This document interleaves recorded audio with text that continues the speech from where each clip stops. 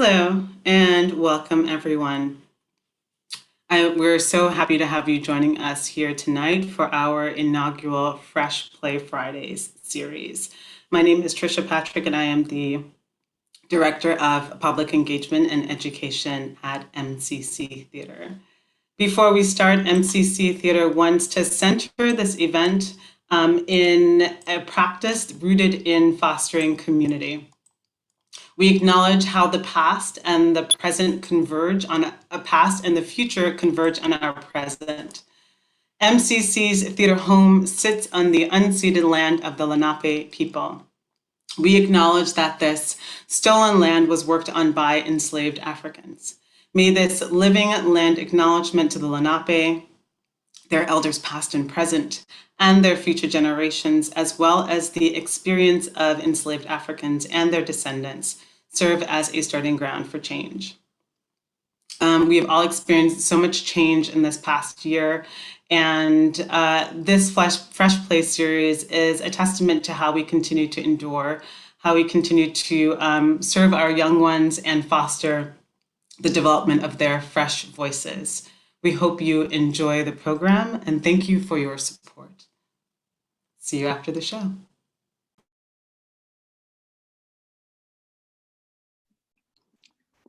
Operations number 23, Steal the Mona Lisa by Gina Travis, directed by Jenna Worsham, stage manager Garrett McGrath, featuring Terrence Austin, Zuji Han, Eric De Jesus, Nicole Suazo, Gabriella De Leon, and Audrey Lang. Characters: Agent, a young man, anxious but hopeful. Lawyer, a young woman, secretive, resourceful. Boss, a man, charming, manipulative, also plays the king rat. Runner, a person, responsible, sarcastic. Driver, a person, loyal, somewhat unreliable. Ensemble, from a handful to several dozen actors, they play various roles such as tourists and rats throughout the play, as well as media voiceovers. Time, some unidentified future. Location, New York City. It's sort of like New York City today, except everything is a little bit off. The Mona Lisa is located in the Museum of Modern Art. The world is being destroyed by climate change.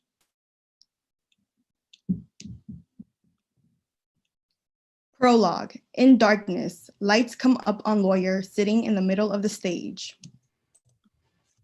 When I was a kid, my mom used to take me to the Bronx Zoo. We take the train there all the way from Brooklyn. And the Bronx Zoo was my favorite because it had these birds in this outdoor aviary that was closed off by a net. And every time I went there at 2 p.m., there would be a bird show. These birds were trained to fly from one spot to another on cue. So the zookeeper, he would call the name of the type of bird and the bird would fly over to him. And he'd talk about them and then he'd call the next bird. And we would cheer because the birds were so cool. My favorite was the collared falconet. This bird was special. It was a predator bird, so you had to be very careful to try and keep it away from all the other birds. It would have been a bummer to have kids see the falconet try to eat the other birds. They kept her in a small cage and would only release her into the aviary for about 20 seconds in the bird show. The zookeeper would call her, she'd fly around, she'd return to the cage. And the orange feathers, they were so pretty. And I remember thinking, how can something so beautiful hurt things? Well, the falconet lures its prey in with its bright colors, and then, well, that's it for the prey. At the end of the show, all the birds except the falconet would fly in these huge circles, and they would stop when the zookeeper said stop. Then he'd say, I hope you enjoyed today's show, and he told us that we were his favorite audience. That made me so happy the first time. I felt special. I did something right. I loved the birds, and the zookeeper knew it. The next week, my mom had another day off from work, and I told her, take me to the Bronx Zoo, and she did. The pretty bird who hurt things was still there, and I still loved her. But then At the end of the show, the zookeeper said, "Thank you all. You are my favorite audience." And I thought, that can't be true. We were your favorite audience last Saturday, so that can't be true. So people lie. And there's a certain point in life where you become aware that you are in a world with lying people. And after I heard the zookeeper lie about us being his favorite bird show audience, I was scared. And I didn't go to the Bronx Zoo again for months because I was scared. And I was scared of the lying man and the beautiful bird that heard things. But I did dream about them every night. I dreamed that the falconet was my friend. And she would live in my room and we would play games together, hide and seek. And she had strong feet that looked like claws. We would play checkers. And she would use her toes to grab onto the piece and move it. And we would do that for hours. And she would always win. And that made me very angry because she was always one step ahead of me. But I loved her, so I didn't care if her winning made me angry. And it was fun. But it made me scared. Falconet is my friend, but she can hurt things. Now, sometimes I would take her onto my arm and just talk to her. And it was usually okay, but sometimes I'd get scratches on my arms from her claws. And I know that the scratches aren't on purpose, but they still hurt. I hope she never wants to hurt me on purpose. And the zookeeper, he was in my dream too. He would break into my house. He busts in through the door with a big scary gun, and he pushes me against the wall, and he says, "Where is it?" And I say, I don't know. And he says, the bird, you know what I'm talking about. And I reply, "What bird?" And he pushes me even harder and says, "Show me where it is." And I yell, let go of me, you're hurting me. And he lets go of me and starts looking through my house. He flips the table over, looks under rugs. He takes a big hammer and breaks open our safe. And my mother made that money. Those are her coins. Don't touch her coins. But he leaves the coins alone. And I scream, I tell him to stop, but he doesn't stop. He goes to my room and he sees her there, sitting on top of the checkers board. And I say, "Please don't interrupt us. We were just playing checkers before you came here." And he chases the bird around my room, but she's fast. She's always one step ahead. And I'm trying to keep him away from her, but it isn't working because he's older and stronger than me. And he takes out his gun and shoots her midair in my room. And she falls and she's all bloody, you know. Bird blood doesn't look like people blood. It's darker and it's gorier, thicker, and it's sticky. It feels terrible. I run over to her and I cry. The zookeeper points the gun at me and I say, "Can you help my friend? And you hurt my friend," but he just stands there. He walks closer until the gun is touching my head. And we stay that way for a minute. And I keep saying, "Can you please help my friend?" And he says, "I'm not going to hurt you. You aren't like the bird. You're okay. She's gone. She can't hurt you anymore. Just stay away from the birds."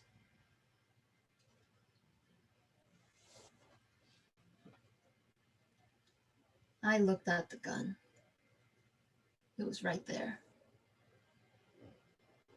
He left it right there next to my friend.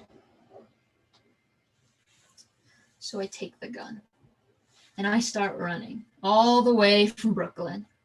My legs are throbbing and I don't run through the streets.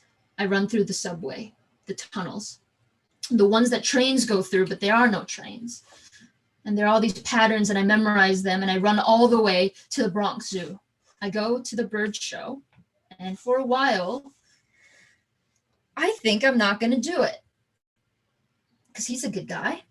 He just didn't want my friend to eat any other birds in case she got out of the house. It was bad, but he's a zookeeper.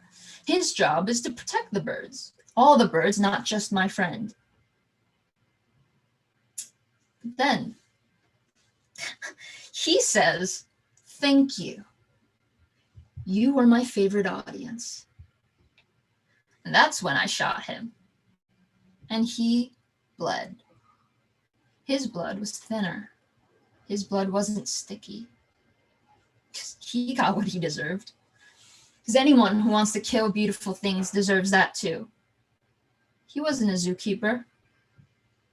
He's a scary man. And I used to think that if I had the power, if I had the time, that's what my job would be. I would go around and find every man who has ever killed something beautiful. And I would kill him and see if his blood was sticky. But that was just a dream. That didn't happen. My friend is okay. She's okay at the Bronx Zoo. And I went to the 2:00 bird show and I saw her. She was beautiful. You know, she was always beautiful. But in the 30 seconds that the scary man let her fly around the aviary, she tried to eat this pink robin. And the robin fell to the ground and bled, thick blood. And the robin was beautiful. I never really noticed how beautiful the robin was until I saw my friend hurt her. Maybe the falconet wasn't the only beautiful thing. She hurt a beautiful thing, and that made me angry. 'Cause you are my friend. But you have no right to kill beautiful things. So I picked up the rock off of the floor of the aviary and I threw it at my friend.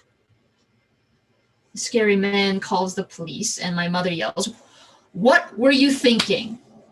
And they take me away from my mom and they ask me questions. And apparently the rock had almost hit a person. The policeman thinks I tried to hit a person. He asked me questions with words that I don't know, and he looked at me exactly like the zookeeper, a scary man. He said if I can just answer the questions, he will help me. The policeman didn't help me. Instead, the policeman hurt me. He lied, just like the zookeeper had lied. The scary man hurt me. And I was never allowed to go to any zoo in New York City anymore. And my blood is still sticky. Blackout. Scene 1, a train platform, 2 p.m. A secret agent on stage wearing all black. A light comes up on boss, sitting in front of a big computer in his office. Boss. Hello? I'm ready to begin operation number 23. Steal the Mona Lisa. All right, give me a progress report. Everything is up to speed so far. I've got the laser in my pocket in case the museum checks my bags, and I bought a big old briefcase to put the Mona Lisa in. Doesn't it look a bit suspicious that you're bringing in an empty briefcase to the Museum of Modern Art? It's weird, not illegal. I like the way you think. Still, we're running on a tight schedule. You getting stopped by security would just slow the whole operation down. If they ask, it's because I'm planning to buy a lot of books from the gift shop. Holiday shopping. Let's say I have cousins who are art students. Maybe don't mention the cousin thing if they ask. Or just don't mention anything at all if they don't ask. Life lesson here. Never volunteer up more information than needed. Understood. I taught you well. And I think you're right. It's weird, but not necessarily suspicious or illegal. I have faith in you. Play it smooth. If I don't seem worried, they'll have no reason to be. Exactly. Practice your breathing exercise. Box breathing. 1, 2, 3, 4. Inhale. 1, 2, 3, 4. Exhale. Let's try it right now. Remember to count real slow. Sometimes it helps to snap. Okay. 1, 2, 3, 4. 1, 2, 3, 4. 1, 2, 3, 4. Feeling a little bit better? Yep. I think I'm all set. And you're absolutely sure that the painting will fit in the case? Yes, it'll fit. Don't worry. You know, The Mona Lisa isn't actually as big as everyone thinks it is. Like, it's so famous and everyone thinks it's huge. And then you just see this tiny little portrait with a huge crowd around it. You would think it would be like 8 feet tall, but it's tiny. It's kind of funny seeing all the people crowding around it. Wait, is there anyone near you right now? No, boss. There's no one around. Don't worry. No one's gonna hear me. I'm sure there aren't even cameras in here anyway. You can't take chances. I've seen a lot of young people getting arrested, getting fined. I even saw a couple of guns get pulled for hopping a turnstile. I don't think they got caught from the cameras, though. Just be careful. I've been hearing a lot of stuff going on in the MTA, and if the cops are willing to pull a gun out on a teenager for not paying his subway fare, you don't want to see what they're going to do when they find out you're about to pull off the biggest burglary of the most famous painting in the world. I got you, boss. I appreciate you looking out for me like that. Okay. Anyways, driver just sent me an update. He parked 2 blocks away from the MoMA. He's ready for the signal when it comes. Plan is to get the signal for him at 2:56. Got it. You know the plan? I do. I'm feeling prepared, boss. All right. It's 1 minute to 2. Hang up and switch to the walkie-talkie. Can't have the NSA listening too closely. Agent hangs up his phone. He takes out a walkie-talkie. Boss does the same thing. I'm ready. I believe in you. You're going out there and pulling off your first heist. Hey, can I ask you something? Yeah, really quickly. I still don't understand why you chose me for this mission. I'm ready, but out of the 5 members of our team, there are so many talented agents, and you chose the new guy? I know. You're inexperienced, but you've got a lot of potential in you. It's my first operation, and you're having me steal the most famous painting in the world. Because if you could get through this, you'll be the most skilled agent we've got. You've got this. You can do anything. I hope so. Why, are you having second thoughts? No, just nerves. I've got lots of nerves, but I'll be good. I'm gonna do this. Box breathing. Fantastic. Lights come up on runner and driver. Dressed in black, they both pick up their walkie-talkies. Good morning, team. Ready. Present. Ready. Okay, y'all, 15 seconds. Okay. And 3, 2, 1. Operation number 23, Steal the Mona Lisa, has launched and it is in progress. Update reporter number 1, agents at the station, drivers at Central Park. Look at that duck. Drivers feeding the ducks. Runner will begin transit in 20 minutes. Agent, what is the arrival time on the next F train? 6 minutes. 6 minutes before agent is beginning transit. Next check-in in progress is at 2:08 unless an emergency occurs. Keep your walkie-talkies on. F train now arriving in 3 minutes. I'll check the TripAdvisor mobile app to see how crowded the MoMA gets around this time of day. Bye until next call-in. May God be with you all.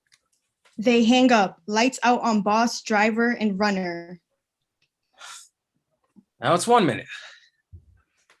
One more minute. 1 minute. And it's almost here. They said 3 minutes.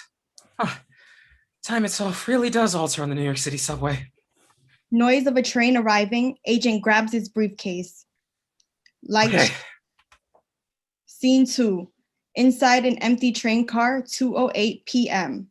There are 2 people, agent and lawyer. Lawyer sits and reads her newspaper. Agent's walkie-talkie makes a beeping sound. He picks it up and puts it to his ear as if it were a phone. Lights come up on the boss, driver, and runner. Operation number 23, Steal the Mona Lisa, has been in progress for 8 minutes. Check-in number 2. How are we doing, agent? I am 12 stops away from the MoMA, 3 stops away from the starting location. Driver, where are we? Still feeding ducks at Central Park Lake. Lovely. Take some photos. My wife loves photos of ducks and lakes. Buy me a postcard while you're at the park. I'm sure she'll love that. And runner? Next A train arriving in 10 minutes. Perfect. Keep it up. Next check-in is at 2:14. We're up to speed. Continue operation. Bye. Lights go out on boss, runner, and driver. Lawyer looks up from her newspaper. I haven't seen one of those in years. Really? They're not that hard to get. You'd think they're ancient, but I got this for $15 at Target. I've never heard anyone actually use one. Only seen them in old spy movies. They have very effective communication underground. Who knew things would work better than most Wi-Fis? You do know that there's underground Wi-Fi now. Not one that works, though. Like at stations, yes, but between stations, you have nothing. I guess. We hear train rumbling in the background. Agent is very nervous about this entire stealing the Mona Lisa situation. He snaps to calm himself down. Hey, could you try not to snap as loudly? I'm really sorry. I'm just trying to read. So Yeah, sorry. I'm a failure, aren't I? Always been one. Getting in people's way, getting... sorry. I didn't mean to. I was just reading. Oh, of course. My bad. The train suddenly comes to halt. Lawyer slides over and falls. Agent falling onto the floor. Whoa, that was... Are you okay? Yeah. I'm okay. That was so sudden. I wonder what happened. Probably just another train ahead of us. Yeah. Agent starts to snap again. Again with the snapping. Not again.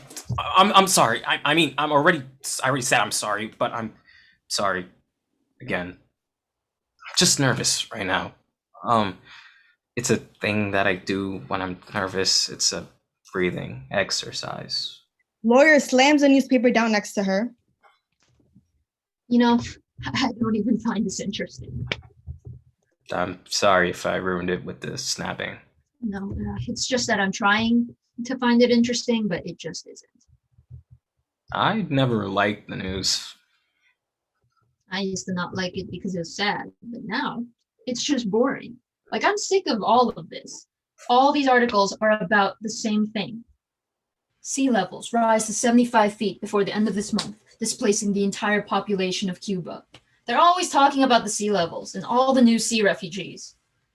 I remember when people used to be refugees of war. You know, they call them sea-fugees now. All the sea refugees. Yeah. That is such a stupid name. Just call them sea refugees.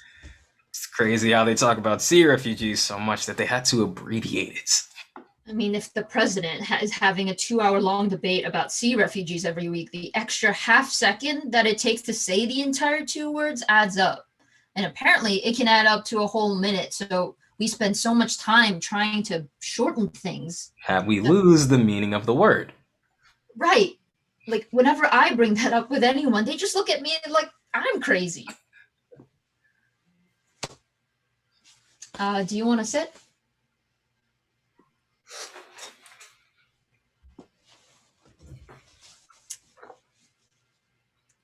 Remember when they used to say, "Stand clear of the closing doors, please"? Yeah. I haven't heard that since I was a kid. What did they change it to again? For a few years, it was, "Please stand clear." And now we got the shortest one. Move! I almost forgot it used to be different. I always forget that a lot of things used to be different. Everything is crazy now. The earth is sick. The subway announcements scream at you. Do you remember when people used to actually go to the beach? Yeah! Before all the crazy chemicals they found. And you could swim in it. When they found all the chemicals, they just added some more. You know, they're trying to get a new one to the ocean. A numbing agent to make it less painful for the people who end up drowning in all the islands. Thank God they figured out how to put the entirety of New York City on stilts. They were even able to get the entire underground subway system with it too. But for all the other islands in the world, everyone's screwed. And have you heard of what's happening in the prisons near the sea? Even in America, they can't afford to move people away from the coast. And it's all crowded in there anyway, so they let them drown when the floods come. Remember when all of those anti-death penalty activists would talk about how the death penalty is bad for the economy because of those pesky, expensive lethal injections? Congress said that there are just cheaper ways to die. Just move them to the prisons near the coast because, drowning is free. Thinking about it too much makes me sick. I miss how everything used to be sometimes. It was always bad, but not this. This world's falling apart. I'm telling you. We're all just being held together by a loose string of sanity. I don't know if anything's worth saving. Maybe everything breaks down. We can remember what it was like to be sane.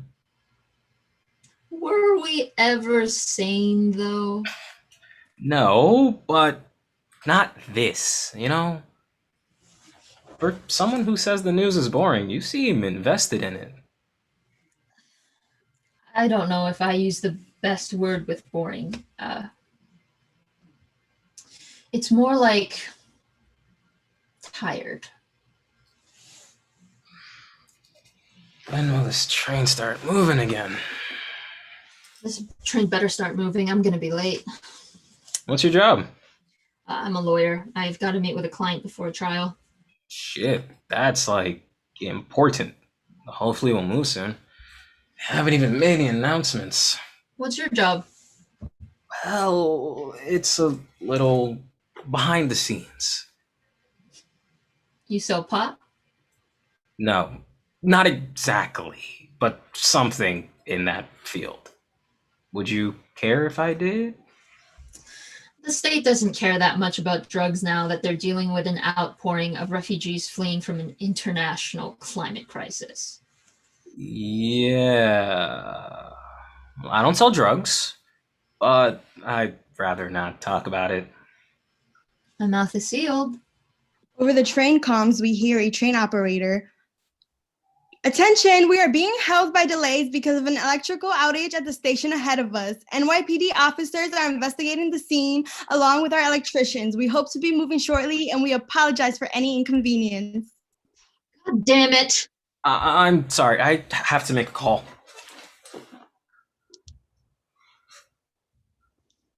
Me too. Shit, the Wi-Fi isn't working. Agent takes out his walkie-talkie. Hello? Hello?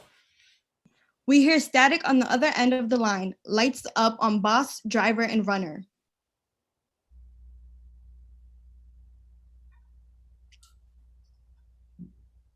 Boss? Boss? Yes, hello? Is everything okay there? The train stopped moving. Fuck. Okay. Emergency check-in, folks. Operation number 23, Steal the Mona Lisa, is delayed. Agent is experiencing train delays. Do we have an ETA? Lawyer takes out her phone and tries to make a call. The call doesn't go through. She then starts to quite obviously eavesdrop on agent's conversation. He doesn't notice. My train's been stuck for 104 seconds. Power went out in the station in front of us. They say the NYPD is checking it out. Fuck. Okay. That'll take a while. This is bad. I've got 12 more stops. Boss, are we delaying Operation number 23, Steal the Mona Lisa? Agent was at the center of the attack plan. What if we try to pull it back 20 minutes? The MoMA is busy at 3:30. Every day this month, they got a school group coming in at 3:20. I read the school kids take forever there. Stare at the Mona Lisa for 30 minutes for some art paper. Yeah, we can't push it to 3:30. Trip to 3:20 or 3:30. TripAdvisor said that it will be too crowded. It has to be exactly at 3. I can't make this train move. Why didn't we have someone drive, Agent? Driver's the only one here with a car. You couldn't have picked him up? If I drop him at the MoMA, that could leave a track that would lead back to us, and We're a top secret crime agency and we only have one car? Are you trying to lose your job? No, I'm sorry, but it would have just been better If I hadn't hired you, you would have been dying in the streets. You would have still been dying in the water. You would have drowned. I said I'm sorry. And don't forget that, runner, or else you're out of here for good. Boss, what am I supposed to do? Runner, can you steal the portrait? Only Agent has the laser. Agent made an extra copy. I didn't bring the copy. You didn't bring? It was driver's job to bring the laser, so driver should have it. I had the laser. Had? I dropped it in the Central Park Lake. How did you? I was trying to take a picture of the ducks for your wife with the lake in the background and everything, and then the wind came and Oh my God. lakes have strong tides now, water moving all over the place. You lost the laser copy. I was just trying to get a picture for your wife, and We're going to have to delay the operation. How much can we pull it back? 3:45. The school kids will be inside, so at least they won't be blocking the entrance. It's not ideal, but it's all we've got. this makes everything harder. We have to make it work. Can we draw it back a day? It has to be today. Why does it have to be? Shut up, shut up, shut up! It has to be today. I also don't understand why we can't reschedule it to another day. It just has to be. Is the rest of the plan the same? Yes. Do you still have the laser? Agent pulls the laser out of his pocket. Yeah, I got it right here.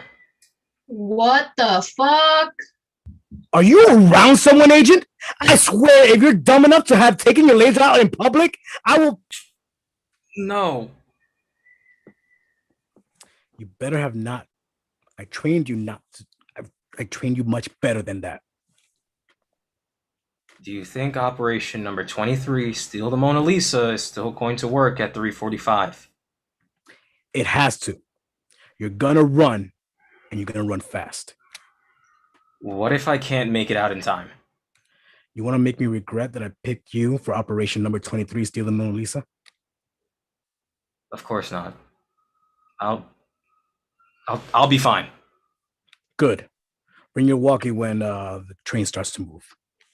Lights go off on boss, driver, and runner. There's a bit of awkward silence.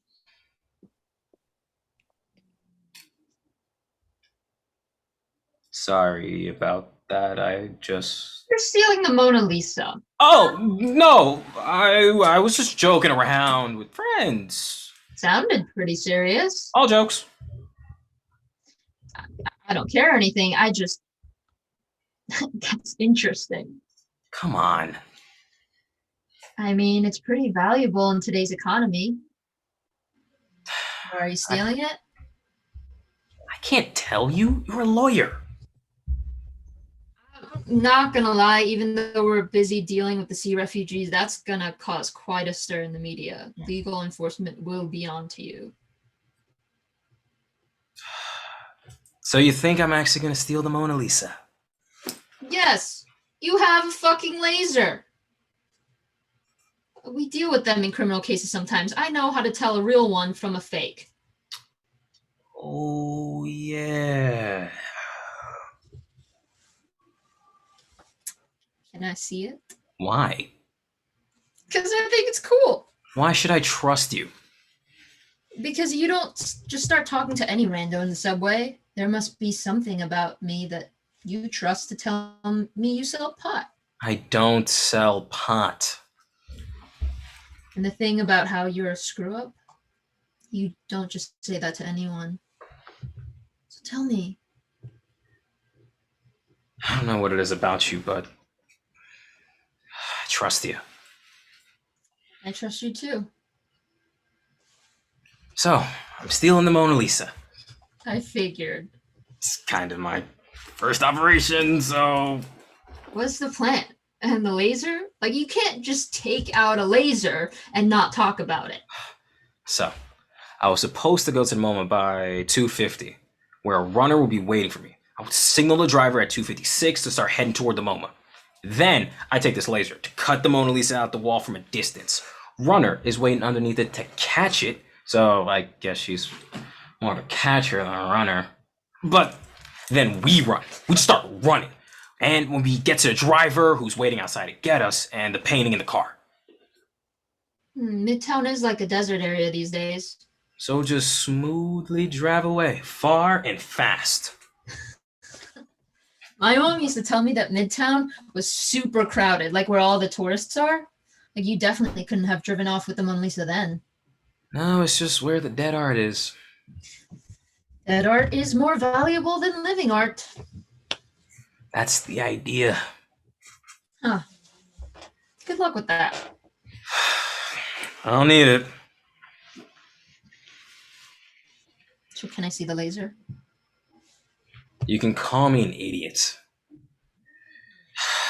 But yeah, I trust you. Agent hands the laser to lawyer. She threateningly points it at him. You're an idiot. I'm kidding, relax. Not everyone is out to get you, you know. Once I get the Mona Lisa, that won't be true. Well, I won't be out to get you then. That's good to know. The family that's waiting for me right now is gonna kill me. My boss is gonna kill me if I'm not there by 3:40. You know, I can't believe out of all the reasons we stopped because of an electrical outage. Like whenever there are scheduled weekend changes, like the B is running on the F or something, it's because of electrical improvements. 20 years, and I haven't been seeing much being electrically improved. You can try to bust out of this. How? Allow me. Agent lasers off one half of the door to the subway. It falls to the ground. Wait, that looks fun. I want to try. The stage is yours. She lasers off the second half of the door. Look, there's a tunnel. I don't know where that goes. Lawyer jumps down from the hole that used to be a door. Look, it starts right here. That's too convenient to be true. Come on, we can navigate it together. You know, you might be like a murderer or something. What if you're just trying to lure me into dark tunnels because you're a serial killer prying on your next victim? We live in New York City. We just gotta blindly trust that everyone we come across on the subway isn't a serial killer. I read something online that said on average you unknowingly pass by 36 murderers in your life. Just the people you walk by on the street and subway and stuff. How would anyone be able to test that if you don't know which people you pass by are murderers and which aren't? If it says that you unknowingly passed by 36. Come on, we're talking about the very basics of the scientific method here. Good point. I guess that's true. Okay, but what if it's just a dead end and we die there with the rats? Then we'll die in good company. Dear God. Look, best case scenario, you steal the Mona Lisa and I get to my meeting in time. Worst case scenario, we die.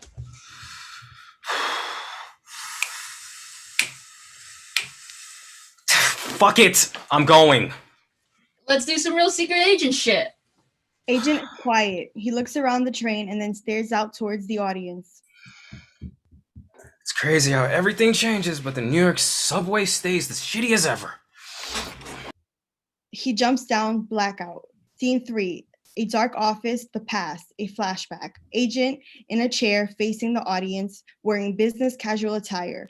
Boss is on the other side of the stage, also sitting in a chair that faces the audience. Is this your first job interview? No, but for a real job, like a big one. Yeah, not just a job interview for Target. You're right. This is a little bigger than Target. You're dealing with a real job opportunity here. A lot bigger. Are you nervous? A bit. I've never really worked in a office environment before. Well, it's normal when you start off going out into the real world. Tell me about your experience. I worked at Target for 2 years, and then I worked at this library. That's not the type of experience I'm talking about. Sorry. Okay, let's start here. Someone gave you this office number, right? Well, I found it on jobfinder.com last Thursday. My brother helped me find it. All right, not a good liar. But we could change that. Sorry? Tell me where you found this job. I found it on jobfinder.com. I can even find the last time I accessed it. I just logged into the browser records that. All right, good with computers and technology. All right. So who gave you this number? I'm very sorry. I don't understand. No one You're- gave me this number. You're blind. You're lying. I'm telling the truth. You're not a great liar. And we can work on that, though. And don't worry, because you've passed. What's going on? You keep your loyalties. I found this on jobfinder.com. Did Bob give you this number? How did you know about? This is how we set it up, okay? You could calm down. Panic doesn't get you anywhere around here. You were helping a man named Bob run a darknet business, forging fake government documents, passports, licenses. I didn't. I don't. You could tell me. You've already passed. Yeah. Yeah, he gave me this number. He's one of my recruiters. The link on jobfinder.com is private. You can only access it if Bob gives you the link. This job had 63 reviews, man. But those 63 reviews said that this place was the perfect office job. We aren't a real office. And all those reviews, they were forged. I wrote them all, every single one. Oh, this isn't an office job. So Bob tells you, agent, you have a real knack for this. I think this job will be good for you. Find it at johnfinder.com. The only requirement is that you send them an application. Maybe they'll pick you for an interview, and you said yes. I did. He says, if you get an interview, don't tell him who gave you the number, okay? I didn't get why he said that. No one even knows his real name. I still did it, of course. I trust what he was saying, and I wouldn't let him down like that. This is how we find our agents. We hire recruiters, heads of various criminal operations, pass along good ones, and we tell them to say, don't mention my name. Don't mention that you heard it from anyone. And you didn't tell me. Even when I told you, you were lying. You looked like you were about to faint the whole time, but you did it. You didn't spill until I told you that you passed. I'm glad I passed, but what does that mean? Welcome to the job. We're a secret agency. Crime. And guess what? You work here now. What about Bob? Won't he need a new computer person? Don't worry about him. He'll find someone else. We pay our recruiters well if they send us someone worthwhile. Being able to create fake passports and IDs and not get caught is a valuable skill. If the authorities can't find our real names, it's much and makes it much harder for us to be tracked down. In fact, once you start working here, we have a policy. We don't tell each other our real names, just for security's case, you know. I'm honored for this job offer. Thank you so much. I just need some time to think it over, and I'm still really confused. And I'd like to ask, what exactly I'll be doing if I work here? You think you have better options than this? I didn't say that. I just want to consider some things. You know, Bob told me about you. What? I know a lot about you. How you had anxiety that was so severe that you couldn't leave your house for a full year and couldn't even finish school. He really gave you the whole spiel, didn't he? How your life completely came down to a crash. The hole of darkness. By the time you finally got out of it, so many years, opportunities passed by. And with everyone trying to move to New York City to get away, to get to somewhere safe, the safest place in the world, you needed a job that would accept you. One where you could work from home, not have much interaction with anyone except for Bob. He gave you that, and it saved your life. And he promised to get you a lawyer if you ever got caught. Getting caught would have definitely put me in a really difficult situation. The government's been taking the whole sea refugee situation really seriously, and they weren't even the majority of our clients, but still I was told that helping even a few of them get fake documentation would be a federal crime. So tell me, why you think you have better options to consider. This is just really sudden. I don't know if I can commit right now, and I thought this was an office job. I'm not prepared to do crime again. Like, real crime. That isn't sitting alone on a computer making documents. You'll be doing what you were most qualified for, and we'll show you everything else. This is one of the few jobs where we can teach you everything you need to know. And in this economy, that's pretty rare. You're acting like you've got a lot of opportunities on your hands. I just need a little time. You don't. You don't have other options. No one else wants to hire a screw up like you. What other jobs are you even qualified for? Well, I was thinking I could go back to school, figure my life out. I could save up, finally go to college. I could learn about the things that matter to me and try to do something for the world. You really think you can make it to college? It'll take a lot of earnings and a lot of time to save up, but yeah, I can buy books. I'll study. You know, your life isn't heading anywhere but crime. Working to make fake documentation for some of the most high-profile criminals in the world isn't something you could just turn your back from. And Bob and I can choose to report you at any time, you know. I am painfully aware of my situation. I don't like it, but I've avoided getting caught for so long. And I want to leave this all behind one day. This is just temporary. I hope it's just temporary.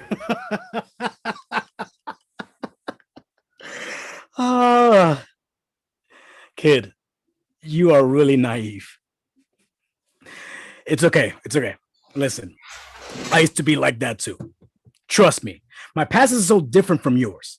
And something I've noticed about all these people I meet, all the people that I interview, is that they have so much hope in their lives and their futures. And it's good that you have hope. People need hope to survive. But you're young and you want to make it. If you want to make it, you have to start admitting that hard things to yourself.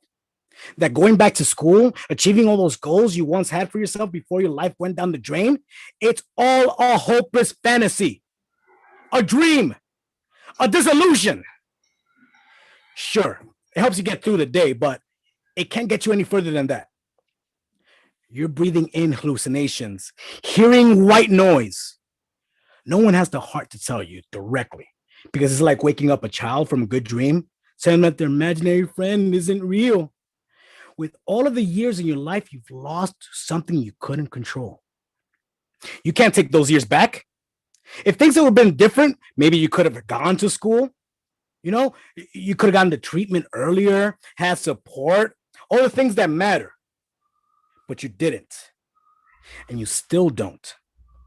And honestly, no one cares. When you try to do whatever you thought once was possible, no one's going to care about your circumstances or why you have so little to share with them. Listen, I'm just trying to help you out, you know? I used to be a lot like you. But the more you accept that some paths just aren't cut off for you, the sooner you can feel happy, the sooner you can stop feeling like a screw up and a failure. Trust me. I know what it's like, and I know what you're feeling. I'm just trying to help you out. We could use you, but even more than that, I think you could use us. Your experience is only applicable to a job like this. Do you understand what I'm saying? Okay, so what do you say? You think you're ready to take the big step? To live in reality? I'll do it. I knew you had it in you. You made the right choice. I'm proud of you. Boss gets up to get a file from a drawer. He slams the file on the table. Agent stares. Welcome to the job, Agent. Glad to have you with us. For the first time in this interview, boss and agent face each other. They shake hands. Light shifts.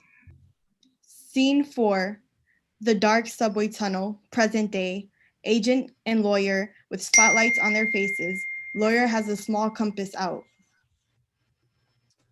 Okay, so we go north for the next station. We can transfer to the 4 or the 6 there. Hopefully those are running. How do we know that the train we were on hasn't started moving yet? We would have heard of it. Trust me, I know what I'm doing here. Okay, and why are you carrying around a compass anyway? This is a family heirloom. My great-great-grandmother sailed to America using this thing while the seas were still, sailable long ago. You could sell that to a museum. They pay for it. A remnant of the ship era is worth a lot these days. I could. The profit could keep me funded when the world ends and the legal system completely disintegrates. You think money will still be worth anything at that point? It's the only thing that'll be worth something. The president will be swimming out of the White House in a life vest made of cash and credit cards. You think that'll keep him floating? I'm not sure yet. That'll be an interesting thing to watch on the news. Assuming the cameramen are still there to record it. Yeah. Can I hold it? Lawyer tosses the compass to agent. He holds the compass to a child. Just keep walking straight. I don't think I've ever held something worth this much in my hands. If you're planning on carrying the Mona Lisa out of there, you better get used to that. You're right. Agent looks closely at the compass. Are those diamonds on the edges? Yeah, my grandmother was a jeweler, so when my grandmother gave it to her, when her grandmother gave it to her, she made it into a necklace and wore it every day. Seems like a heavy thing to wear around your neck. She had a strong head. Not like me, though. I carried around in my bag. I think we have a shot at being on time. Everything might actually work out for us after all. It was kind of thrilling, don't you think? The whole adventure is making me feel like I'm the one on the secret crime mission. I mean, we have both just committed the crime of destroying public property. So I'm a lawyer and a criminal. Okay. What's the case you're working on right now? I'm supposed to be defending Jeff Bezos in court today. Someone's trying to sue for price gouging. Every time a new report about the ocean comes on, the price of life vests and canoes get higher and higher. So today, I will be defending Amazon's legal right to play by the rules of supply and demand. You're Jeff Bezos' private lawyer, and he didn't arrange for someone to pick you up and drive you there or something? You're stealing the Mona Lisa and your company couldn't get better travel arrangements than the MTA? Life is very strange. Definitely. The whole price gouging thing, though, that doesn't sound like something you'd support. Only having rich be able to afford those things? I take the cases I'm offered and I do what I get paid to do. So you don't actually believe in what you do? No. You're a thief. Do you? Not particularly. I guess then we take the opportunities we're given. I don't think anyone does the thing that they dreamed of when they were younger. A sudden change of temperature. Shit. How did it get so cold here? When I was outside half an hour ago, it was 70 degrees. Damn it was warm enough a few seconds ago. This is why the Weather Channel is going out of business. We're gonna freeze to death before we find the exit. Just keep going north, Agent. I'm not living my dream right now. When I was a kid, my dream was to be a meteorologist. Really? I used to make these little weather diaries when I was a kid. I'd recorded if it stopped raining for 5 minutes and started again. I recorded whether there was soft snow or hard snow. Leave a bucket outside my building, and I'd check up on it after an hour to see how much it rained. A real mathematician there. I still have them somewhere.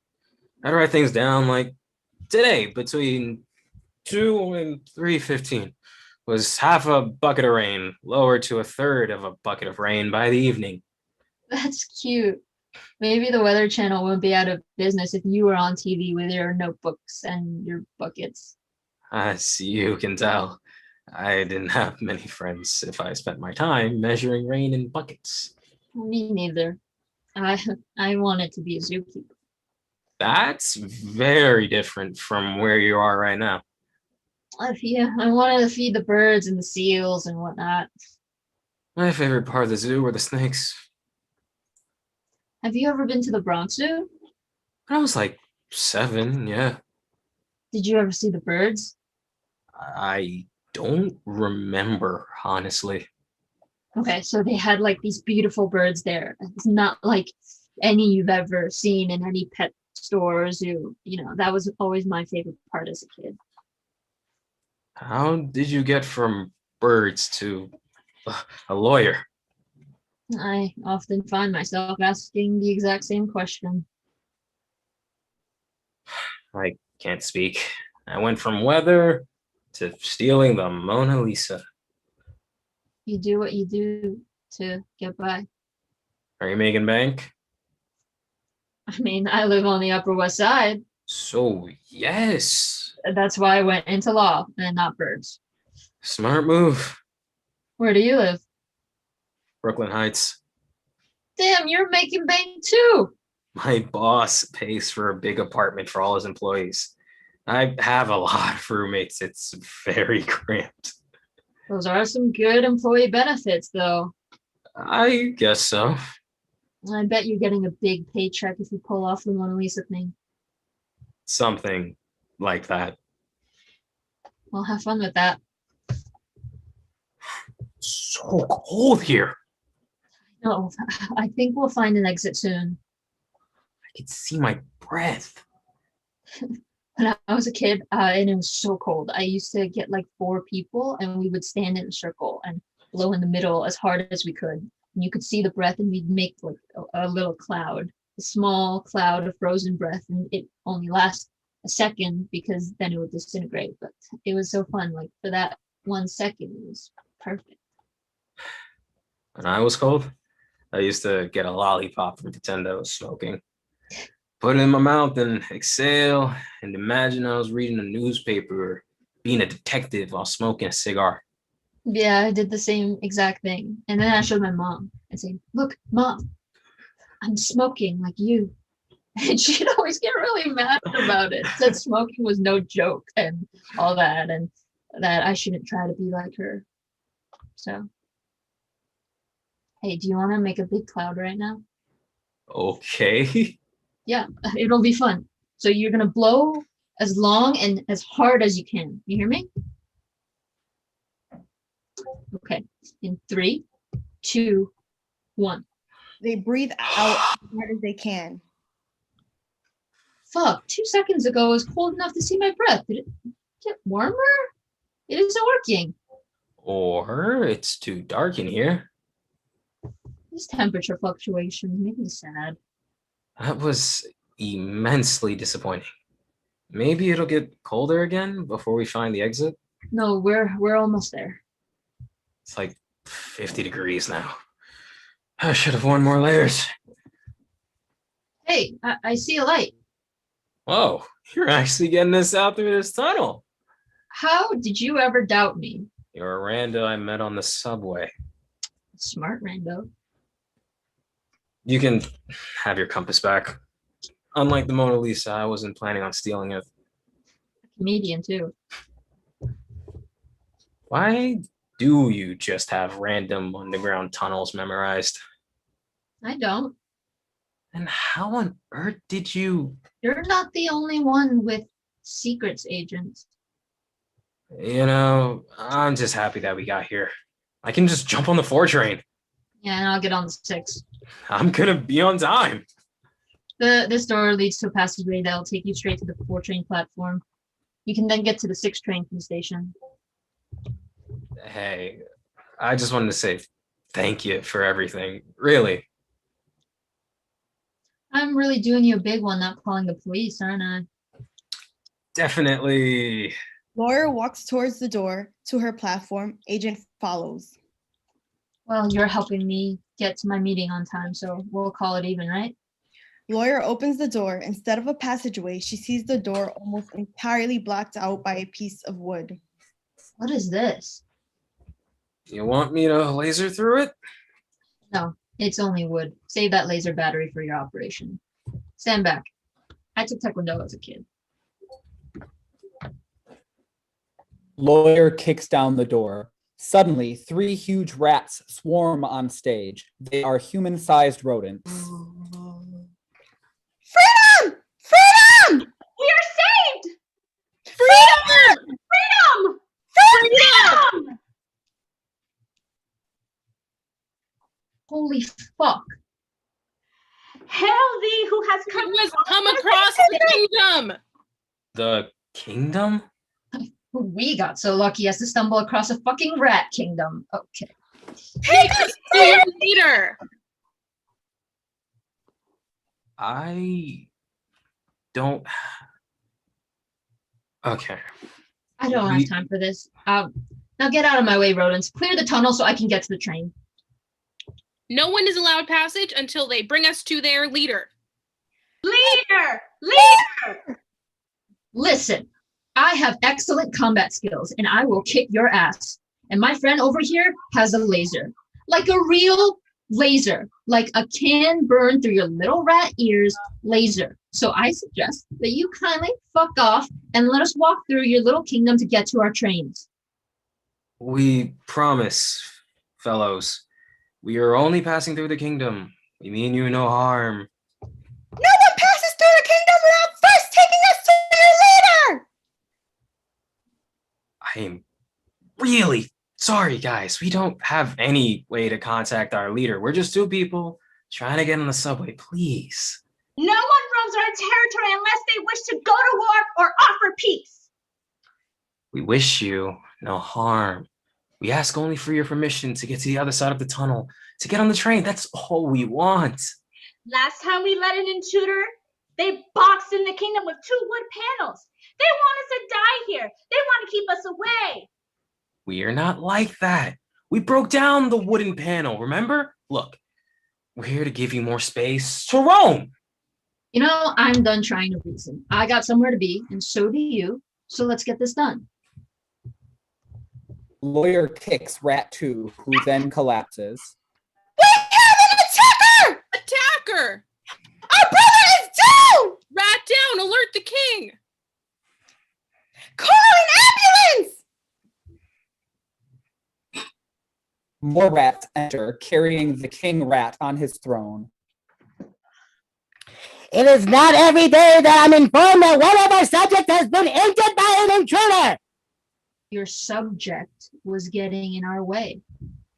Every subject is important to the functioning of the kingdom, especially since we were trapped in a tunnel by 2 wooden planks and separated from the rest of our rat society. I'm sorry to hear that, dude. It's majesty to you. My apologies, your majesty. Since you feel it necessary to injure one of my subjects to get my attention, your message better be worth hearing. I'm ready to listen to your peace agreements and your land negotiations between us rats and your species. Speak! Unfortunately, we don't have any land negotiations to offer you, your majesty. We are both 2 humans who are trying to get on the train. Unfortunately, we have no land to offer you. Unbelievable! You trap us inside this tunnel and have no land negotiations to offer when you break down our walls? What's wrong with you people? Come on, we knocked down the wood panel that was keeping you and all your people trapped inside the little tunnel. Shouldn't you be thanking us?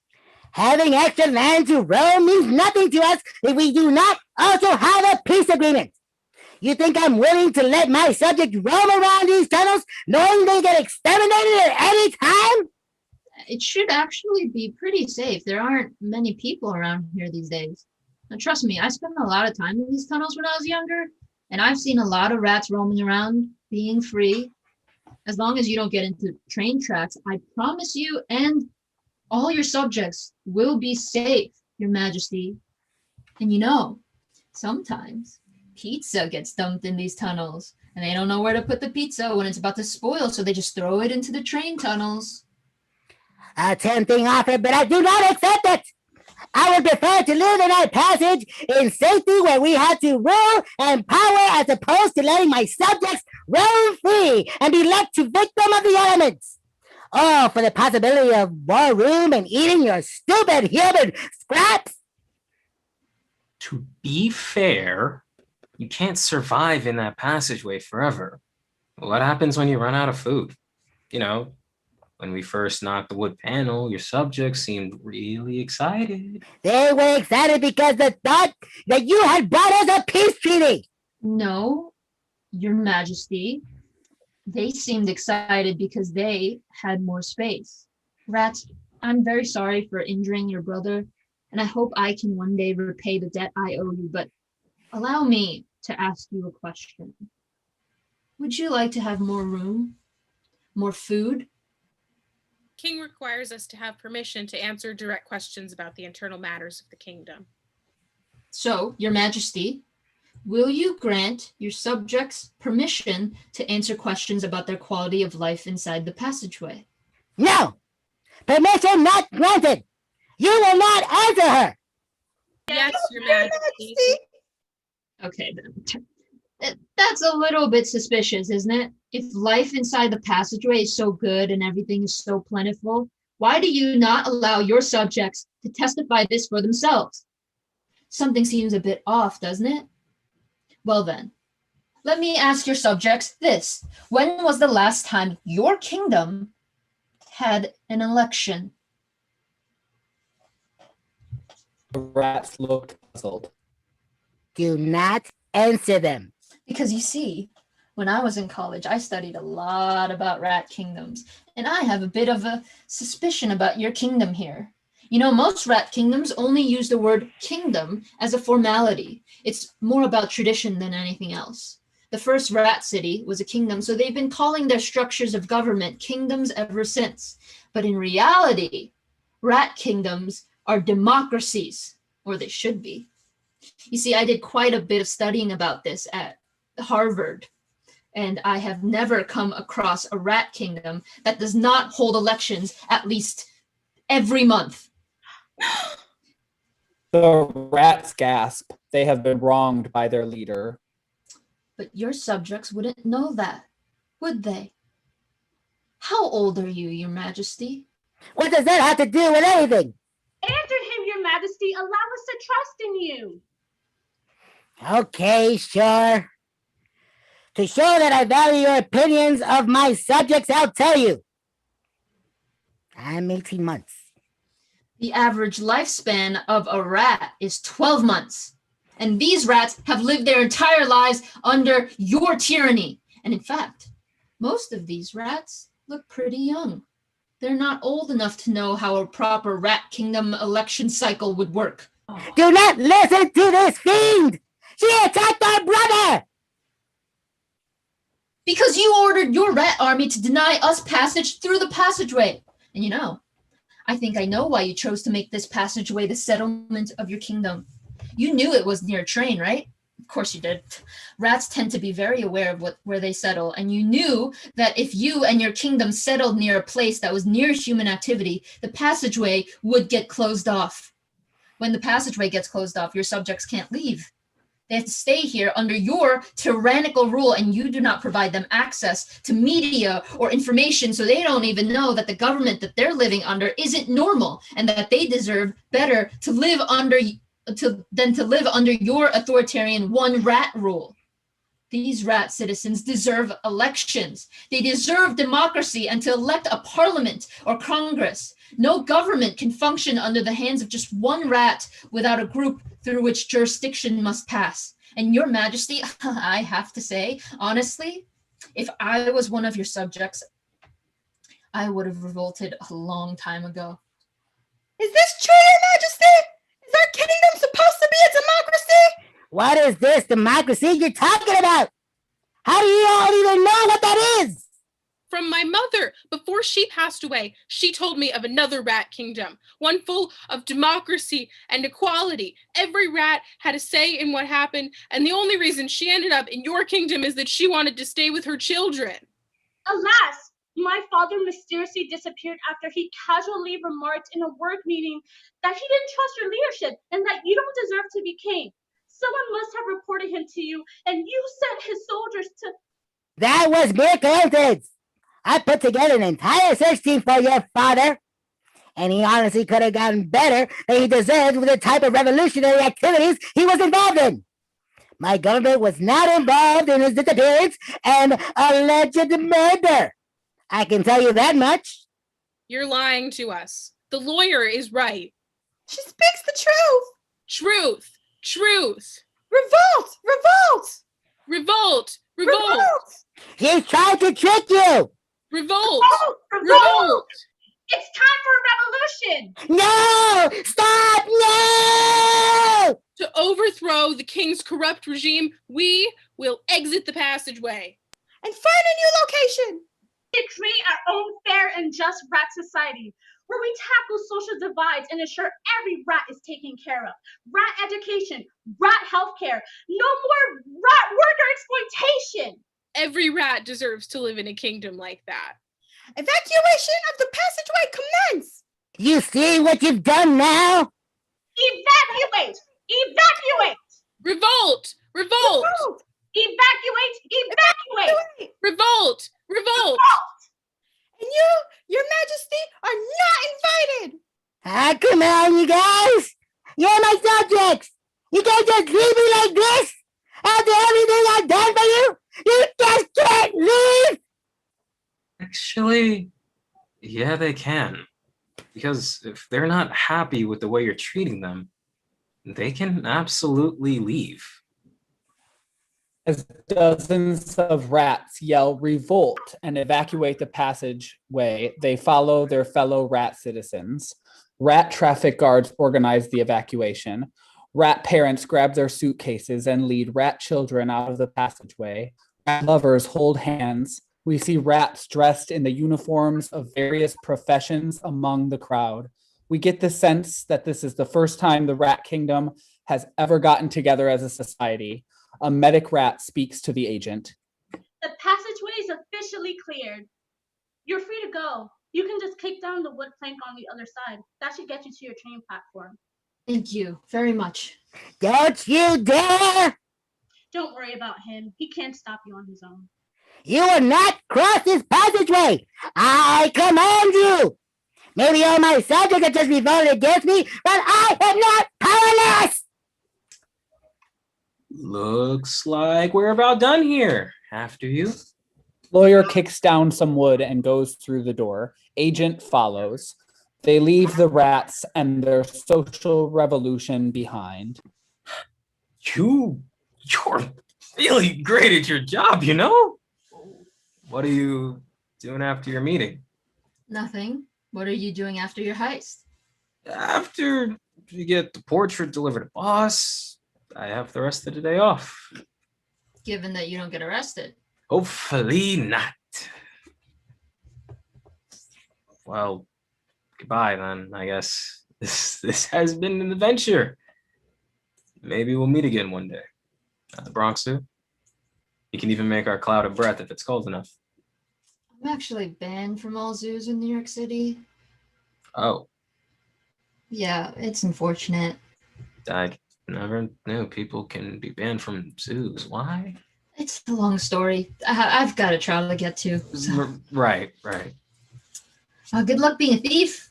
I'm sure I'll hear about it on the news one way or another. Good luck being a lawyer. Do you want to meet again? Sure. We can go to the train tunnels again today after your heist. That sounds fun. When you first suggested we jump off the train into the tunnels, it sort of freaked me out. But now I'm here, it's kind of nice. It's all quiet and dark, and it feels almost like I'm sleeping. I used to spend a lot of time here. In my dreams. Assuming I don't get arrested, sounds like a plan. Great. See you later, alligator. After a while, crocodile. Lawyer and agent exit into the train station. Light shift. Scene 5. The MoMA, 3 p.m. The ensemble on stage as a crowd of tourists. Tour guide stands next to the Mona Lisa. The crowd is busy taking photos. 2 security guards watch the crowd. All right, folks, here we're coming to the most famous part of this floor and of this whole museum, the Mona Lisa. She's now officially the oldest piece of surviving art in the entire world, dating back from 1503, so we take especially great precaution in keeping her safe. Unfortunately, all the other museums throughout the world which showcased art from before the Renaissance era have been wiped out by the waters. Thus, our mission as the Museum of Modern Art is to preserve the most ancient pieces of art in the world for the viewing pleasure of our fellow New Yorkers. Thank the Lord above that they figured out how to put New York City on stilts. A tourist uses flash to take a photo of the Mona Lisa. Excuse me, no flash. Flash is bad for her. Did you know that one flash on a camera is the equivalent to leaving her out for 3 days in the sun? She's going to look like an old lady who didn't wear sunscreen. She may be old, but it's very important for us to preserve her youth and her beauty for us all to admire. Tour guide nods over to the 2 security guards. Take them away, gentlemen. The security guards grab the struggling tourists and drag them away. The other tourists stare. No, I'm sorry. I can turn off the flash. It'll never happen again. You can even have my camera if you want to take it away. I have a wife. I have a family. Please, it was an accident. I'm begging you. They drag the tourists off stage. I'll stop. Please, I'll leave the museum. I'll pay a fee. The sound of a gunshot. The tourists all stare blankly. They all simultaneously move their gaze back to the Mona Lisa in one smooth motion. Thank you, gentlemen. Tour guide picks up a walkie-talkie. We have a code purple. Please call the janitors to gallery 5B as soon as possible. Thank you. Tour guide puts the walkie-talkie away. No flash, please. Well, now that that's done with, the preservation of this painting is of utmost importance to us. For any visitors that we have, you may have heard that New York is called the city of dead art. Rumors have been going around that New York City is now the safest place in the world from the waters and will be the last to fall. So here, at the Museum of Modern Art, we preserve dead art. Sounds a bit contradictory, but well, that's how it is now. She's safer here than she would be anywhere else in the world. That's why the city is beginning to start commencing plans to clear up more space so that we can continue to load in art to the city. Next month, a few schools, homeless shelters, and hospitals in Manhattan will be demolished to create more space for the precious art that we strive so hard to project. I am thrilled to announce that the MoMA is set to gain 2 acres next year. She looks at the Mona Lisa. Looks like she'll have some space to breathe. In a synchronized motion, the crowd of tourists take one final picture. Then they applaud the tour guide. Lights suddenly black out and the applause goes silent. Scene 6. Art gallery inside the MoMA, 3:35 p.m. Agent takes out his walkie-talkie. Boss picks up. Boss, I've got good news. I'm already inside the MoMA. I brought the tickets and got through security. Thank God. You really had me worried there. How do you ever get out of the subway car? Did the train start moving again? I cut my way out with the laser. You cut open the door? Jesus, that could have definitely been traced back to you. The train was having electrical problems. They'll just think the door got electrocuted or something. That's not a thing that happens. I just did what I had to. I know. You work really hard, kid. But I can't protect you from the actions that I didn't order. But you don't think about that now. All you're thinking about right now is how we're going to finish this mission. I know you're going to do well. Yeah, that's what's important. Okay, time to check in with the full operation. Goodbye until 3:40. Goodbye. Lights go out for a split second before going back up. 5 minutes have passed. The Mona Lisa is center stage with a security guard beside it. Agent stands among crowds of school groups. Runner is standing closer to the Mona Lisa. Boss is lit in his office. Driver waits outside. Driver, where are you positioned? Right outside the MoMA, ready for pickup. Excellent. Agents, do your breathing exercises. Okay, guys, it is 3:39 and 28 seconds, y'all. Wait, the security man just left. Holy shit, and right on schedule. This is beautiful. He's probably going to take a bathroom break. So you have about 2 minutes to get out of the building. Okay, so understand? Yep. I value each and every one of you dearly. The Pink Panther theme starts to play in the background. Okay, here we go. 5, 4, 3, 2, 1. Agent grabs his laser. He draws a rectangle around the portrait. The Mona Lisa falls forward. Runner catches it. Bystanders start worriedly pacing so we can hear Pink Panther theme. Tourists are bumping into each other, miming, screaming, miming, sobbing on the floor. An art student rips up their notebook pages angrily. People are pounding on the floor. Tourists dramatically embrace their lovers as if this is the very end of the world. Notably, the two things that no one does is call the police or leave the gallery to get help. After a big mess of pushing around the crowd, Runner pushes her way to the door. She finds Agent. Agent, give me the briefcase. It's too small. Are you kidding me? She looks so small from there. How did you not Google the measurements? I did. I checked Wikipedia and www.easyfunartforkids.com. They both said it was like 2 feet tall. Was kids at least spelled with an S? No, it was spelled with a Z. Christ, just like Kids Bop? You really can't trust that website then. I'm sorry. I really thought. This is why your high school teachers never let you cite from Wikipedia. Those measurements probably haven't been updated in years. What does that matter? Have you not heard that the Mona Lisa's been growing during the last few years? And she's so heavy now. I don't know how fast I can run with her. We have to before security gets back. We'll run with it together, now or never. Damn it, Agent. You think you would check these things before you plan to steal the most famous painting in the world. Do your research next time. I promise I will in the future, but we have more urgent priorities right now. Here, take that side. Agent holds one side of the Mona Lisa. Runner holds the other. They run off stage. The tourists continue to cry on the floor. Lights go out for a second before coming back on. We are now in the lobby of the MoMA. We see security guard and other security guard. Pink Panther theme is still playing. The two security guards somehow have no idea that there is a robbery happening, are just chilling. Runner gives the Mona Lisa to Agent. She awkwardly tiptoes to the left side of the stage, all secret spy-like. Agent then slides the Mona Lisa across the floor to Runner. The security guards turn around and realize what is happening. A guard tries to tackle Agent, then attempts to tackle Runner, but she grabs a pocket knife and points it to the Mona Lisa's throat. Agent grabs a hold of his laser. The guards back off. If you move, I'm gonna turn it on. And if you even try to touch him, I will slit our little lady Lisa's throat. Won't be so valuable then, will she? Can't do that. She's our main source of profit. So we're just gonna walk away. We will not allow you to get away with this treasonous act. Bye. Agent opens the door and then they dash away. The sound of a heavy metal door slamming shut is heard. Security guard takes out his walkie-talkie and lifts it to his mouth. Code 123. Code 123. Call back up. A man and a woman have just run out of the building holding the Mona Lisa.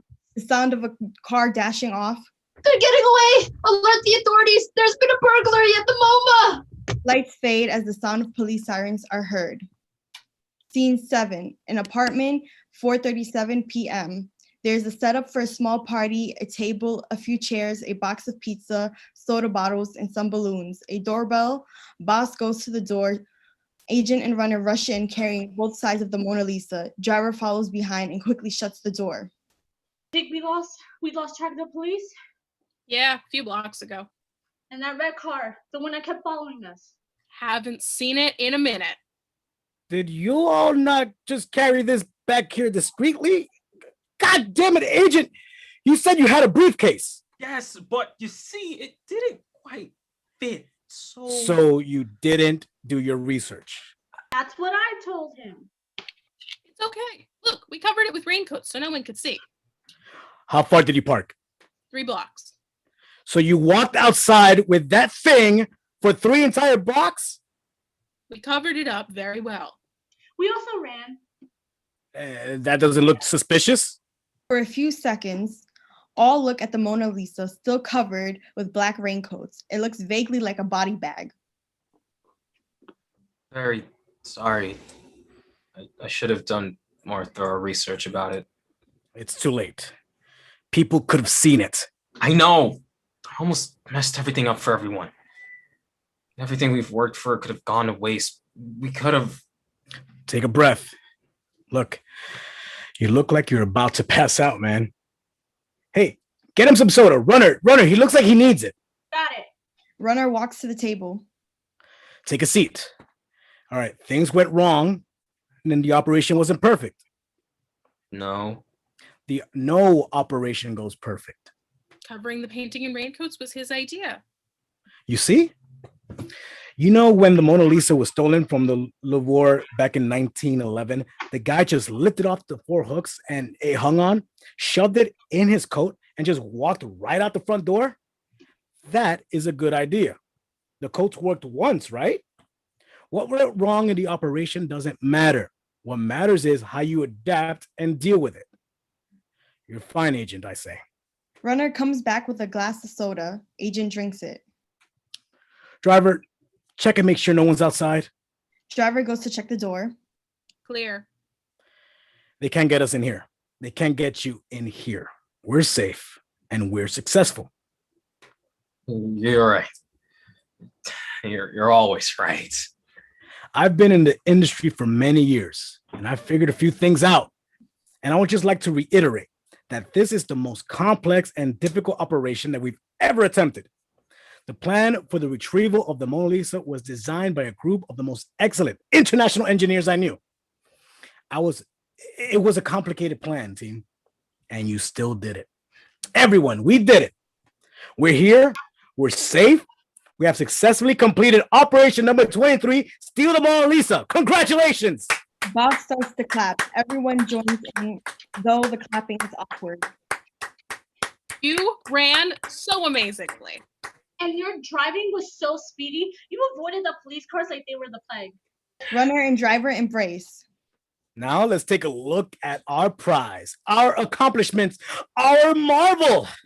I want to see her face. Runner, driver. Runner and driver look at the Mona Lisa. They take the raincoats off. She's absolutely stunning. Wow. Didn't get a chance to get a real good look at her yet.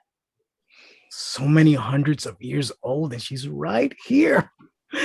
She's been around longer than anything on this earth. Something about her seems so eternal. Like, I can't imagine a world before she was created.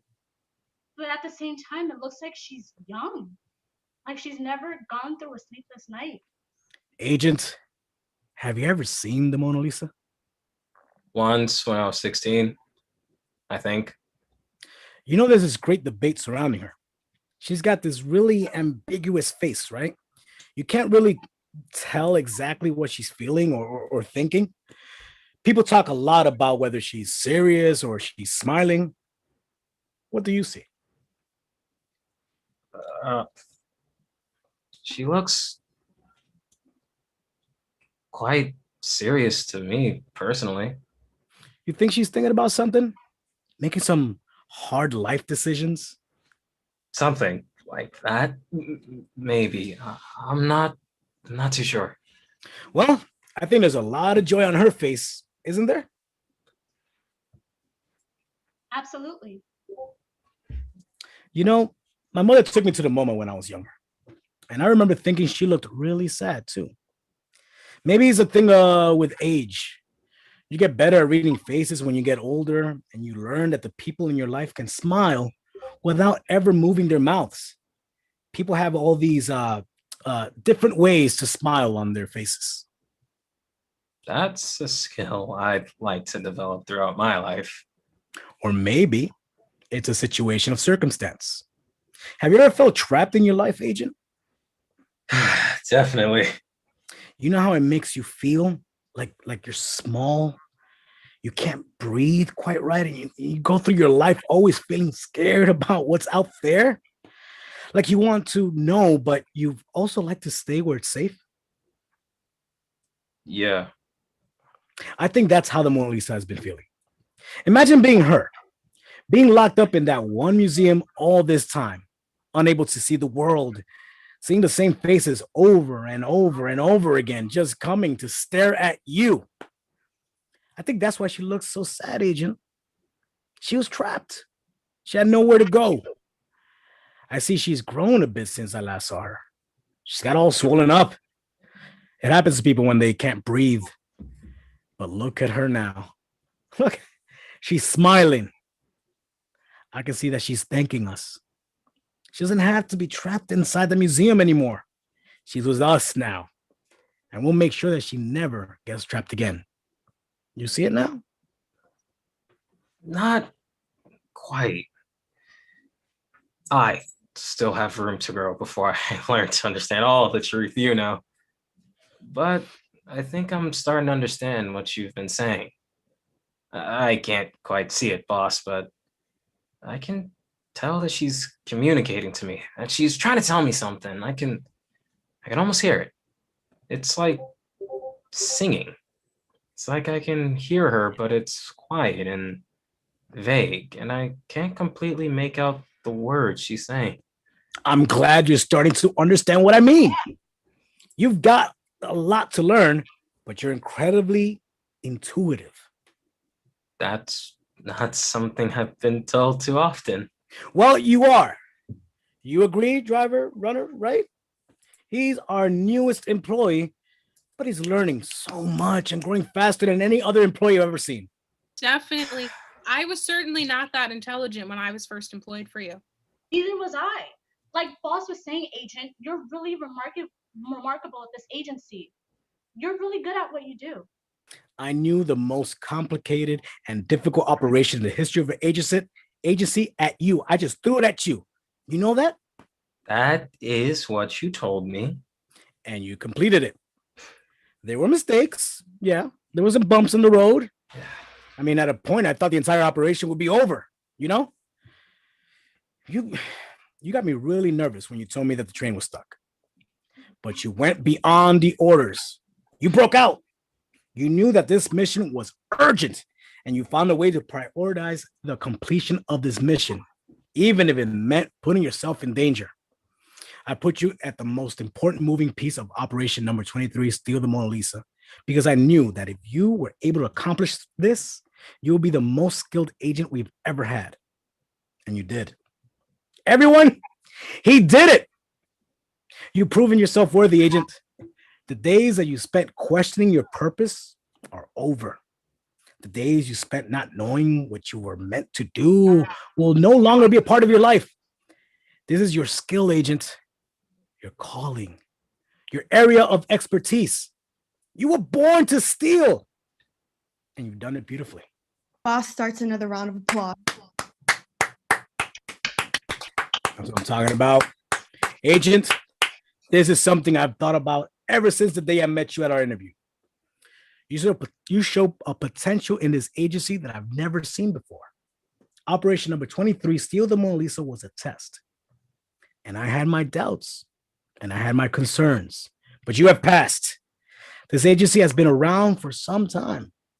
We've had our fair share of agents, but none like you. I could really see you growing into a leader here. Thank you, boss. I appreciate your kind words. I'm not just a man of my words. I take action when I see potential. I make decisions off of it. And I've been thinking a lot lately. And I've just decided. I plan to be the leader of this agency until the day I die. And I don't like to think about that day at all. But now I feel a lot calmer when I think about it because I've come up with a plan.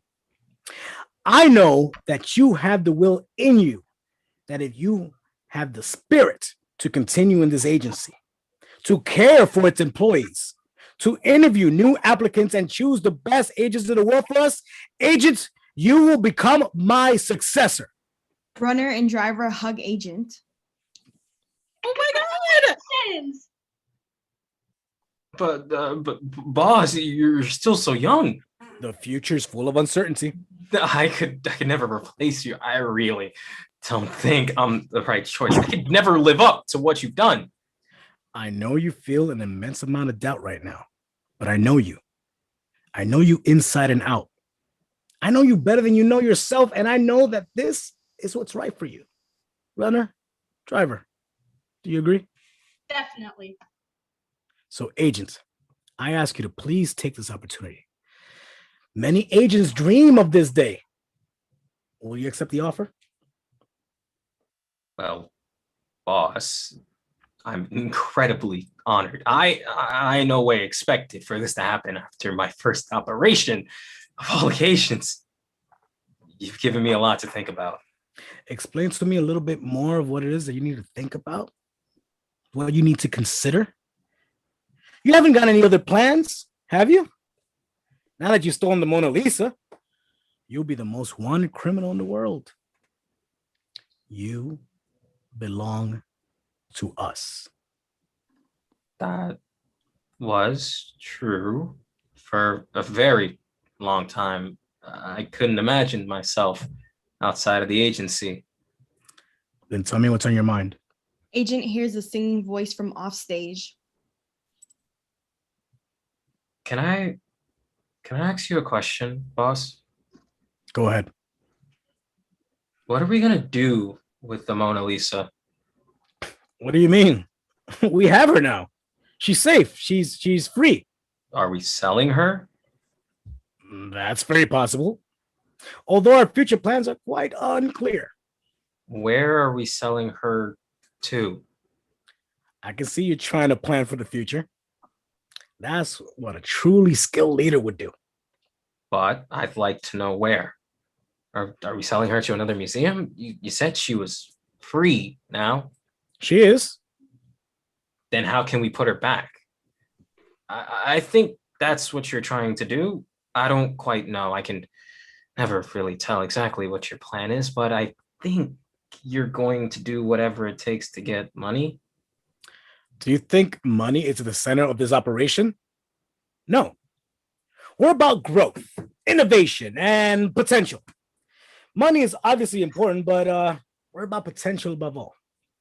And yes, we're about crime. Some people were set out for this lifestyle. I was, you were. Well, why do we do it? Why did we take this painting rather than any other piece of art in the world?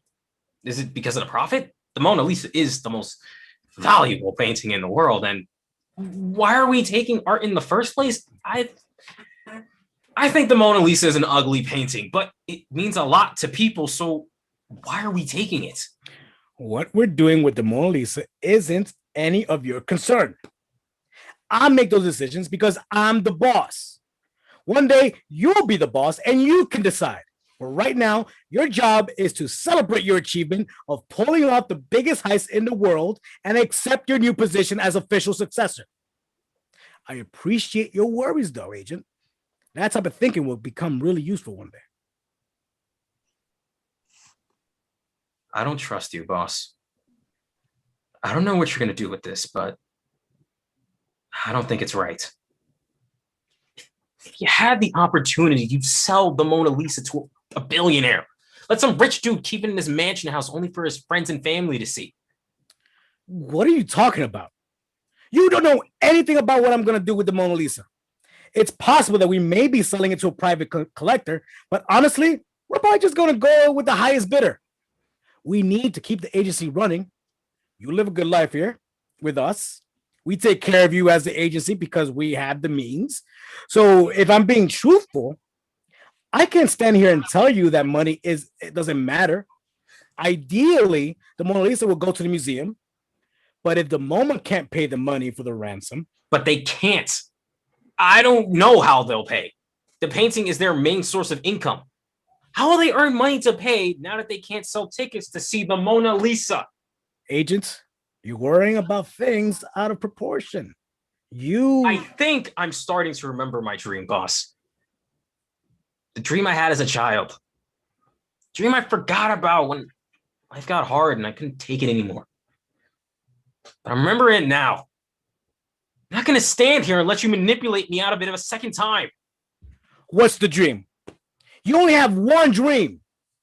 I know you. I know what you want. I know what's best for you. And I almost forgot. For so long, I forgot that anything existed outside of the news and the agency. And I felt so happy being here with all of you that I forgot that I ever wanted anything more out of life. But I remember now. She reminded me when I met her today. I'm gonna leave. that isn't what you want. Agent picks up the Mona Lisa. Agent, what are you doing? I don't know what sort of episode you're going through right now, but you're not usually like this. We worked really hard on this operation. You need to stay here. You need to stay here and you need to become a successor. You have to. Boss, I never want to turn out anything like you. So I'm gonna leave. I'm gonna become my own person. I'll learn everything. Everything about the world. Everything about how we can stop it from falling apart. Everything about the oceans and the wind and the storms that happen when everything collides. I'm gonna learn how to stop that. I am ordering you to put down the Mona Lisa at once. I'm gonna become a meteorologist. I'll have my own show. Families will watch me in the morning while they drink their orange juice. Parents will call after their kids who just stepped out of the house to tell them to go back inside to grab a raincoat and an umbrella. Agent, put her down. You belong here. We gave you everything. I can't stay here any longer. Agent, Goodbye. Agent takes the Mona Lisa and runs out the front door with it. go after him.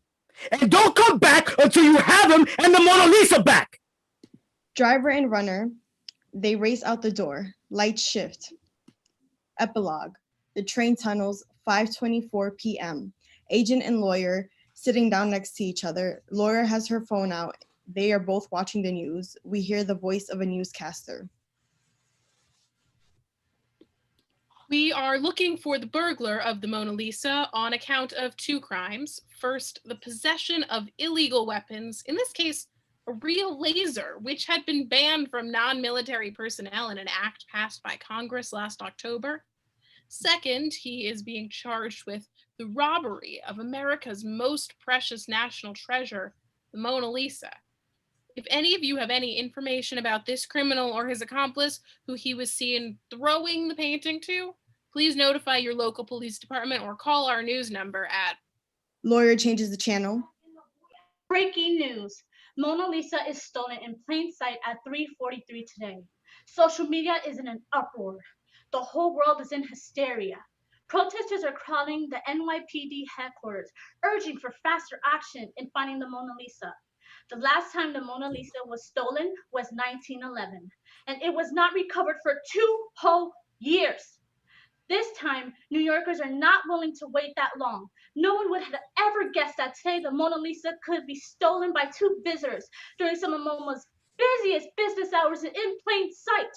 It's outrageous, abominable, horrific, contumelious, barbaric, purely criminal, villainous, wicked, and sinful. My, I need to sit down for a minute. This is all too much.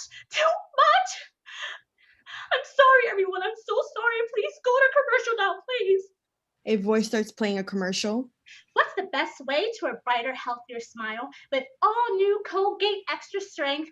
Lawyer changes the channel. What I feel is like the radical left is leaving out this conversation is the way that this burglary of the Mona Lisa is an attack upon Western civilization itself. Western civilization is our birthright. Undefended, it collapses. And so we must fight to preserve it. Anyone who tries to steal the Mona Lisa is launching a forthright, unsolicited attack on the very basis of the values we call American. And if we allow this attacker to get away with this, then what's next? Tradition, infrastructure, faith, that's who we are. And if the Mona Lisa gets taken away from us, what part of our American institution will be allowed to fall next? Lawyer turns off her phone. Do you think I made the right decision? I'm not sure. How did your meeting go? I didn't show up. Oh, Do you think I made the right decision? I'm not sure either. What are we supposed to do now? Stay here and die? I don't want to do that. Neither do you. Fuck this. Oh, I think my life is over. I left and I had all these plans for the future. What am I supposed to do now? Can't show my face to the world ever again, let alone become a meteorologist and run a weather channel.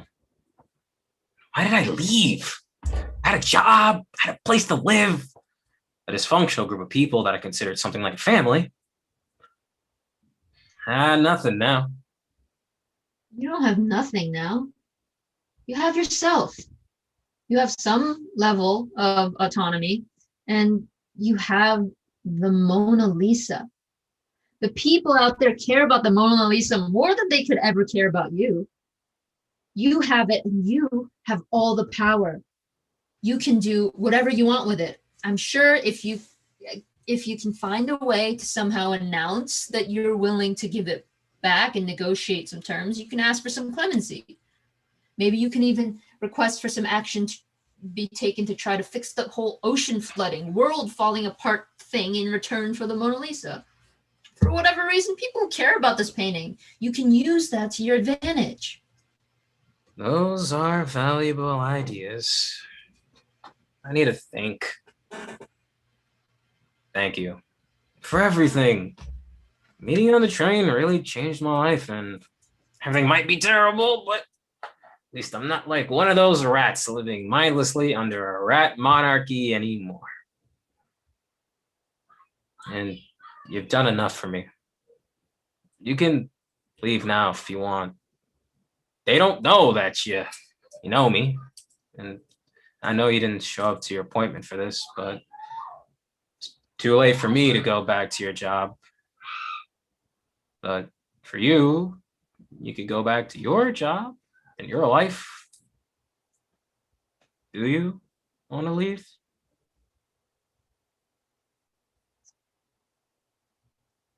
Not really. I mean, I don't know what's going to happen to me if I stay in these tunnels either, but I've never met a person who I could talk about all the awful things that are going on in the world with, you know, and I think that's something pretty valuable. Was giving everything up to say a big fuck you to the system worth it? Probably not, but I guess there's still some value in it, and I stand by that. I used to manufacture fake passports.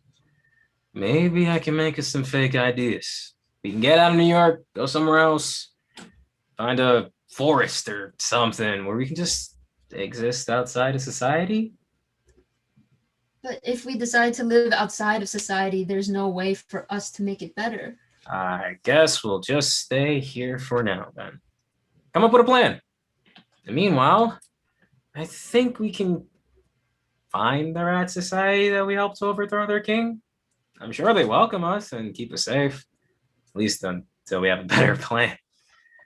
All the authorities in the world are no match for a bunch of revolutionary rats. Yeah, that's good. I can also help heal the rat that I kicked, and I feel kind of bad about that now. And if at any point you want to leave, if you're not in too deep. I might, but I feel like we're together on this. When we were in the station earlier today, do you remember what direction the rats ran off? west. And I still have my compass necklace. Again, I studied a lot about rat migration patterns in college. So with that and my compass, I can find them by the end of the day and we can figure out a plan. Perfect. You're really great, you know. I think you are too.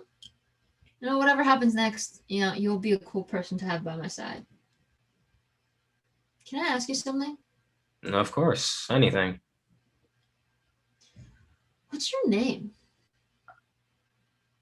It's been a really long time since someone's asked me that. My name is Tyler. Hi, Tyler. I realized I don't know yours either. What's your name? Julia. And it's great to officially meet you. Lawyer and agent Tyler and Julia shake hands. Looking forward to getting to know you. You still might be a serial killer, but that's a chance I'm willing to take. Are we ready to leave? Yeah. Let's move fast. Agent and lawyer get up. Suddenly, the Mona Lisa turns from a painting into a person and gets up with them. Agent, lawyer, and the Mona Lisa herself link arms and walk off stage into the unknown. Lights, end of play. Woo! Woo! All right. Yes, that was so wonderful. Yes. Hi, all. My name is Denise Hughes. I am the Manager of Education Programs at MCC, and I am here to welcome our cast members to the virtual stage. Cast members, please turn on your cameras for your virtual bows. Yes, y'all. Yes, y'all. So amazing. Huge thanks to our entire fantastic cast and creative team, our project and stage manager, Garrett McGrath, and our Director of Public Engagement and Education, Trisha Patrick, who you met earlier. Special thanks to Freshplay's Artistic Director, Lucy Thurber, and Associate Artistic Director, Rendara Santiago. Congratulations and thank you to our Director, Jenna Worsham, for bringing this vision to life, and to our brilliant playwright, Gina Travis. We love you, Gina. We are so proud of you. And lastly, thank you, dear audience, for your donations, and most importantly, for joining us tonight. All right, y'all. It has been so fun having you here. We hope to see you at our next Fresh Play Friday that will be in May. And until then, stay safe and be well. Bye, y'all.